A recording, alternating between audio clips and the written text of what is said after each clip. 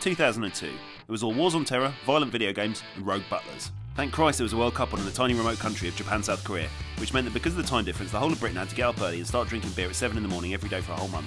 A practice they've followed every day since.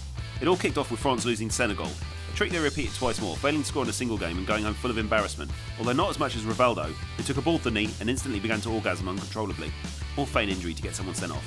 One of the two. Both hosts topped their groups. Diego Forlan scored a screamer in a classic against Senegal. Saudi Arabia conceded 8 against the Germans. England struggled against Nigeria and Sweden and then needed another Michael Owen dive to put them through. And Roy Keane walked out in the Irish squad after telling Mick McCarthy he could take the training camp and stick out his bollocks, which it turns out is not something you should try at home. In the second round, the Turks continued their great run by beating Japan. England thumped Denmark and South Korea beat Italy, despite Totti being sent off for no reason, and the Italians scoring a mysteriously disallowed goal to match the 4 mysteriously disallowed goals they had chalked off in the group stages. In the quarterfinals, the South Koreans lost 2-0 to Spanish, but not according to the ref, who sent it to penalties and the co-hosts made it through again, which wasn't at all weird when you think about it. Germany shoved past the States, the Turkish beat the Senegalese, and the English were left crying into their beer-soaked cereal as Ronaldinho wafted one over Seaman's head, allowing the BBC to dust off the sad music montage they spent the last 4 years on.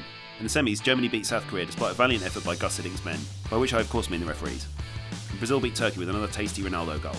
In the final, Ronaldo made up for his disappearing act 4 years ago by scoring 2 more and taking his total to 8, which is the past tense of eat, which is primarily what he's done every day since then. At the end of the day, this was Sepp Blatter's first World Cup as FIFA president, which only makes the diving, time-wasting and dubious refereeing all the more surprising. Roll on, Deutschland.